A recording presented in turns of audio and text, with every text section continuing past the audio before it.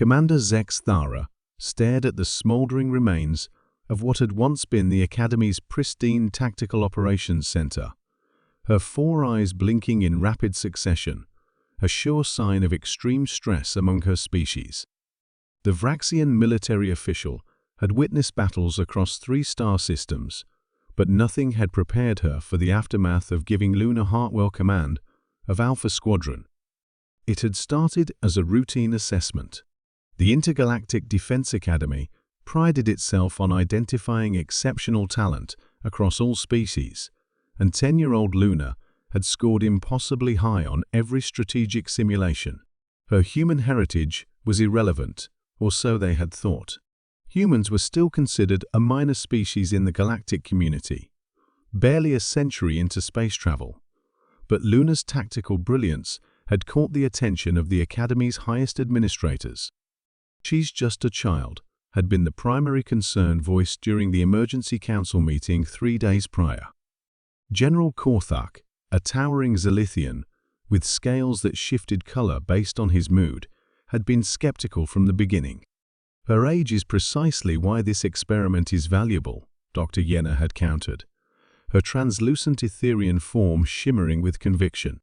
Human neural plasticity at that age, combined with her innate strategic capabilities, could revolutionize our understanding of tactical command.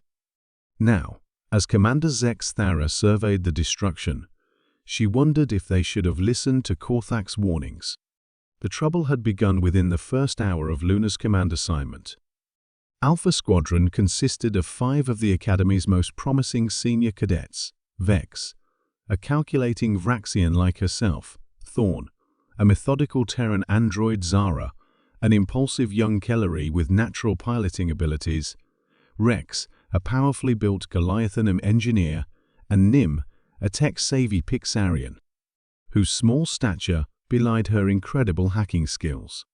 Luna had walked into the briefing room wearing the standard-issue command uniform that had been hastily altered to fit her small frame. The sight of a human child with lieutenant stripes had initially amused the older cadets until she opened her mouth.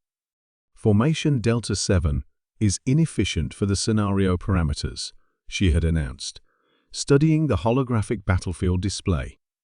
"Vex, you're thinking 3 moves ahead, but I need you thinking 7. Thorn, your computational approach is sound but lacks creative variables. Zara, that aerial maneuver you're considering, it'll work, but only if Rex modifies the gravitational compensators by exactly 3.7 degrees. The cadets had exchanged glances. None of them had mentioned their strategies aloud. What followed was a masterclass in tactical innovation that quickly spiraled into controlled chaos. Luna had identified weaknesses in the Academy's training scenarios that had gone unnoticed for decades. She reorganized Alpha Squadron's approach entirely, implementing strategies that combined the unique physiological and cultural advantages of each species in ways no one had previously considered. The first simulation had been a complete success. Luna's team achieved victory in record time, with 0 casualties, something that hadn't been accomplished in the Academy's 70-year history. The second simulation had been even more impressive. By the third, word had spread throughout the Academy, and senior officials were crowding into the observation deck. Then Luna had gotten creative. "The scenarios are too predictable," she had declared during the afternoon briefing. "Real enemies don't follow Academy protocols. Nim, can you modify the simulation parameters?" Nim, eager to impress her unexpectedly brilliant human commander, had accessed the simulation's core programming.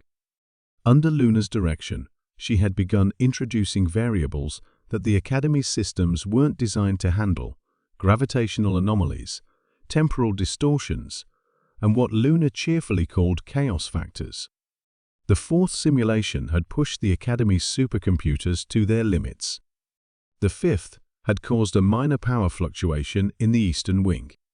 The sixth had triggered emergency protocols when the holographic projectors overloaded trying to render Luna's increasingly complex tactical scenarios. By the seventh simulation, Luna was no longer content with virtual warfare. She had convinced Rex to jury-rig actual gravitational manipulators to test her theories about three-dimensional battlefield control. Zara had enthusiastically volunteered to pilot a real fighter craft through the Academy's obstacle course at speeds that violated several safety regulations. Vex had accessed classified tactical databases to provide Luna with more realistic enemy behavior patterns. The final simulation, which Luna had dubbed Project Reality Check, had lasted exactly 4 minutes and 37 seconds. In that time, Alpha Squadron had successfully defeated a scenario designed to be impossible, accidentally created a localized wormhole, overloaded 3 major computer systems, set off every fire suppression system in the Academy, and somehow managed to rearrange the molecular structure of the Tactical Operations Center's walls. Now, as cleanup crews worked to repair the damage, Commander Zex Thara found Luna sitting in the Academy's garden, calmly writing in a notebook while her team gathered around her. Despite the chaos they had caused, Alpha Squadron displayed a cohesion and loyalty that Zex Thara had never seen in any unit. "Miss Hartwell," she said, approaching the group. Luna looked up with bright, curious eyes. "Commander, did you review the tactical data? I think we proved that conventional training scenarios are fundamentally limited by their predictability matrices." Zex Thara sat down beside the remarkable human child. "Indeed. However, your methods require some refinement." Luna grinned. "Does this mean we get to try again? Because I have ideas for improving the Academy's defensive systems, and Nim thinks she can modify the training algorithms to account for non-linear strategic thinking." As sirens continued to wail in the distance and repair crews shouted instructions to each other, Commander Zex Thara realized that Luna Hartwell represented something extraordinary, the future of tactical warfare, wrapped in the boundless creativity and fearless innovation that only a 10-year-old human could possess. The Academy needed repairs, certainly, but perhaps what it needed more was to be rebuilt entirely around the revolutionary potential that Luna had just demonstrated. After all, the galaxy was a chaotic place. Maybe it was time their training reflected that reality.